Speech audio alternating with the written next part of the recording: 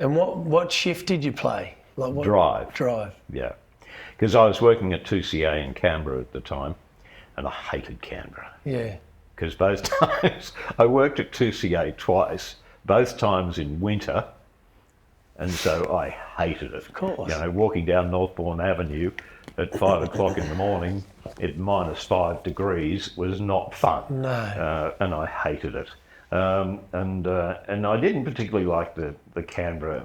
It's just something about Canberra I didn't like. Yeah, yeah. And I just got this phone call from the late Mike Webb. We only lost him a couple of weeks ago. And Mike rang me and he said, "I believe you're not real happy in Canberra." And I said, "No, I'm not." And he said, "Well, how'd you like to come and work for this radio station that's not even on air yet?" Wow. And so he said, "Send me a tape and I'll tell you whether you've got breakfast or drive."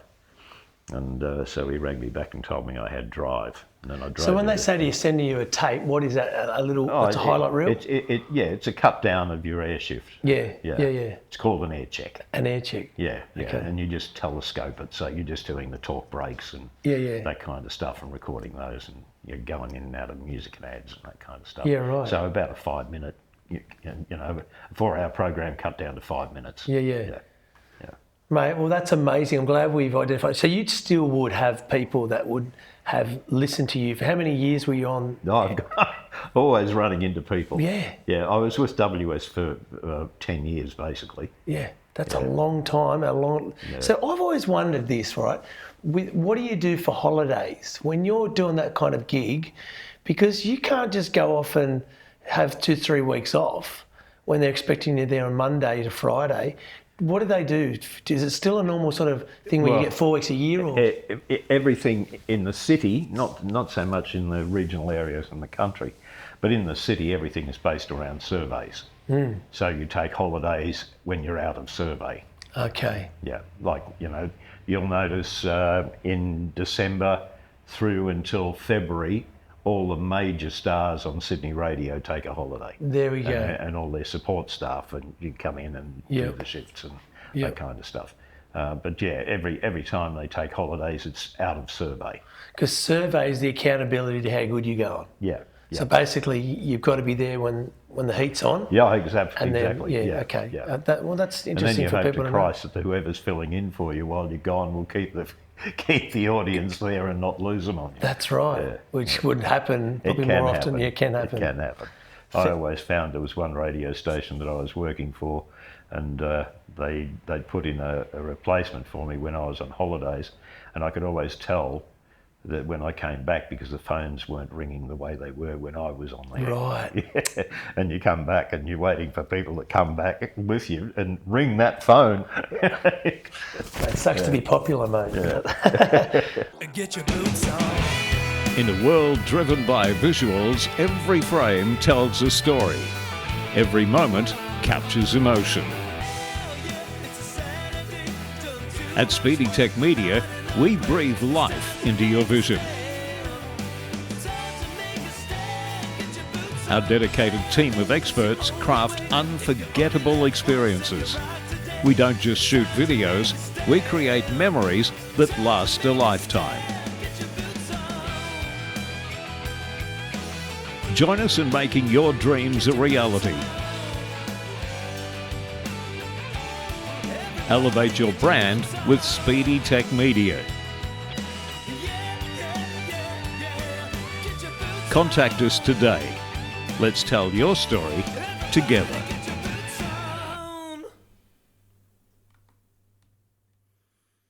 All right, so that's really interesting to hear some of your story, because we're going to dig deep into the CS management profile, because I think when you get to the end of your life, it's always nice to see whether you, like, I already know that I'm filling my purpose as a teacher, as a performer, and as a songwriter. That's my 3 sort of headspaces, and a family man now.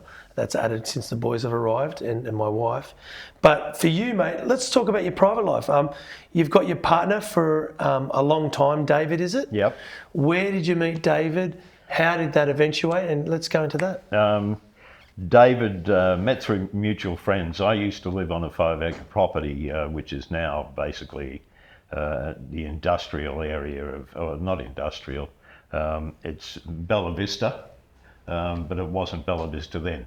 We had 5 acres and we had about 1,000 acres around us, and a few hobby farms and things were there. Now it's Bella Vista and it's just all gone. Exactly. But we had this huge house, took 3 houses full of furniture to fill it, and so a mate of mine and I took that on, and I was known as the party animal. So every Friday and Saturday night there'd be a huge party.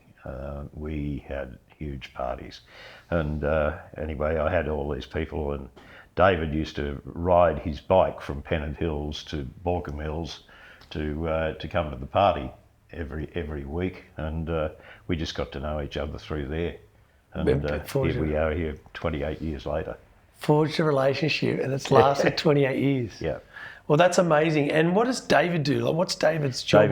David's a diesel mechanic by trade, Yep. and an aircraft engineer. Okay, and he's retired now? Basically, yes. Back problems have caused him to, as you can imagine, being a diesel mechanic and all that kind of stuff, it doesn't do your back any favours. No. So he's basically retired, yeah. And because now I know from, as I said, 2.5 years or however long I've known you, I know a bit of your story in your life, but when did you guys move to heaven on earth? Because let's talk about where don't give the address because someone's going to come and try and steal it from you. But it's a beautiful part of the world. Absolutely. It's in the Hawkesbury, isn't it? Yeah, we've got a 40-acre property on the banks of the Hawkesbury River. Yeah. There's half a kilometre of river frontage on the property, and probably about 15 acres is the front part of the property that we have to mow and look after. Oh, right, yeah. And all that kind of stuff. But the property was originally David's father bought it back in the 70s. Yep. He bought it, and when he passed 2 years ago now, September 2 or 3 years ago, one of the 6. So when we moved in there, it was just a cabin, Right. and so.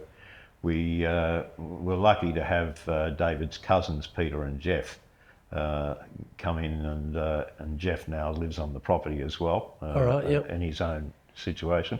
But they came in, and Jeff's been an owner-builder among a whole stack of other things. Yep. And so he drew plans to expand the cabin, so we've built bedrooms and bathrooms and entertainment areas and all the rest of it. All onto the cabin, so it's expanded. We need a CS Management Festival. It's going to happen. Well, we've had Caswell play out there. Mr. Caswell. But no, it's a great place to have people come and entertain, and we've done a few video clips, as you know, on the property. That's as well, right. So, Fantastic. Yeah. Well, that's great. Well, let's focus now on sort of our connection, how we met, and I'll give this backstory. Is basically a couple of years ago, I was invited to go up to.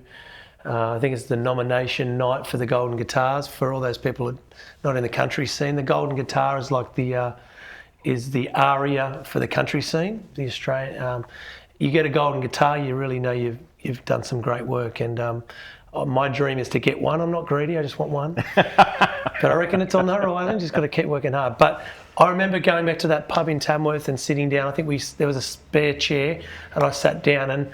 I'm a reader of energy, and I'm a reader of non-verbal energy in particular, being a sensitive songwriter and somebody who navigates their world through the visual, and then I translate that into feel.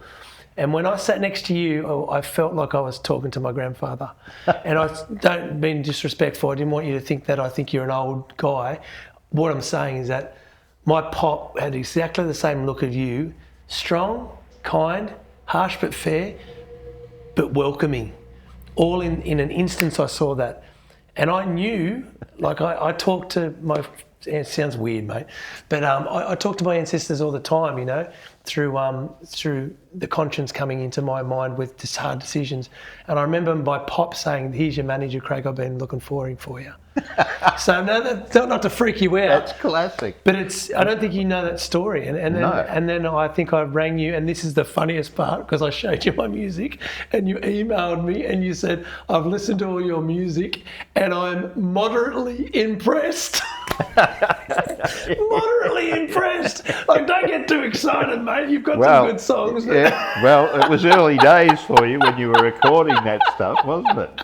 But that was just the best because as much as I love people giving me compliments for my music, I need to hear what I want to hear, what I need to hear, not what I need to hear. And that's my little philosophy. And that's what I think I've said that to you 10 times, you know. Yeah. But let's not talk about us so much. Let's talk about CS management and your artists and give them a platform and a bit of voice. Go through, can you remember all of your artists? Like, there's a lot of them. There's a heap of them. I've got Alan Caswell. The very first off the rank was James Stewart Keane. Yep. He's now in the movie business as well. Yep. Still wanting to record and do music, but he's heavily involved. He's doing great. In the movie business at the moment, which is fantastic. Brad Marks, who's up in Brisbane. I've had Jared Wrigley, who's also up in Brisbane. I've got Amy Hannon. Who else? Oh, there's so many of them. I've got about 20. Yeah. So do you when you pick an artist, do you wait for them to come to you? Like, do you even have a process of that? Like, I mean, it's hardcore, but I don't really want to work with them. I'm not going to like. I've approached one in the past that was a great entertainer. But I soon learnt after approaching them and saying, look, you know, I think you're fantastic, love to look after you.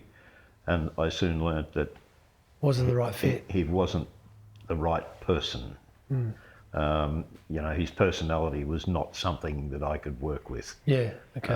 You know, so, you know, no, everyone else has approached me.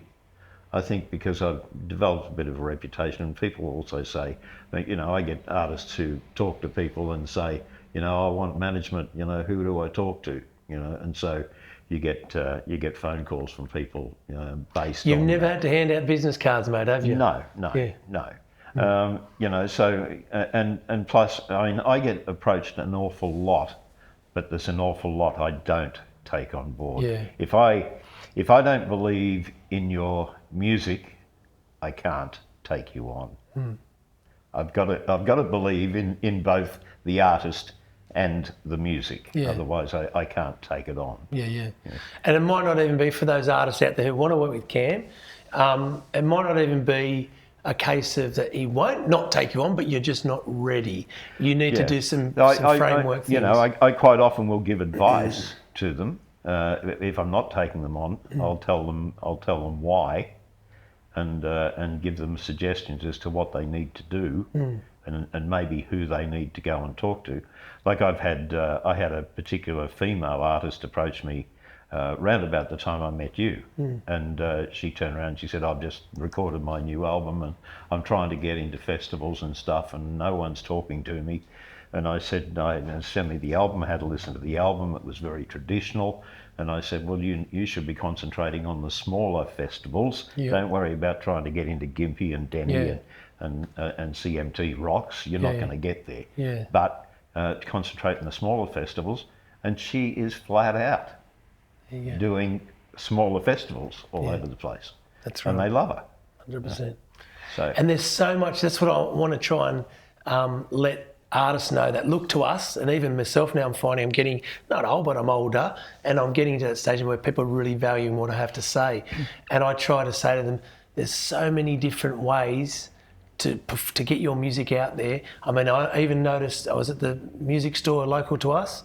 I'll give him a shout out, Adam at Guitar Zone in Sutherland. And I walked in and it was Sutherland Shire Acoustic Club, now featuring, next concert, Luke O'Shea. Now, people don't realise that they've got Luke coming to this, but I thought straight away that's one for me as well. Yeah. You know, I'll approach them and go and do a songwriter's night. And Luke's built a career on that. Yeah, 100%. Absolutely. It was funny because Luke's been a mate of mine for a long time. And when he won his first golden guitar, he'd been fighting 15 years for that. And he got his first golden guitar, and I said to him, mate, you're an overnight sensation. Yeah, exactly right. Exactly. A 15-year overnight success. Now he's got 14 of them. Yeah, exactly. Well, mate, fantastic. Thank you for giving us an insight into your world and your life. And I really appreciate you being here. I just want to finish by just saying that respect is something earned, not given. And I know from the very top to the bottom of people in the country scene, and every time I mention your name and then they say, I heard he's working with you, they all say, first thing they say, good, that's a really good thing. And secondly, they go, one of the nice guys left in the industry. So even though you're fierce, and we've had to lock horns with a few people and piss off a few people every now and then, we don't mean to do it, but business is business. You've always stayed really strong with me and all of these other artists that you represent, and you've got so much respect in the industry, mate. I just want you to hear that from somebody who's working with you, and also I can't wait to see what we can create and what you can create for the other CS management artists in the next 5 or 10 years. I'm looking forward to that. I'm looking forward to it. Every day is a new adventure for me. Yeah. And I love it. Awesome, mate. Well, thanks again. It's a pleasure to have you here, mate. Mate, thank you. And we'll see you at the next Golden Guitar Night. Absolutely. Here we go. Thank you. Signing off.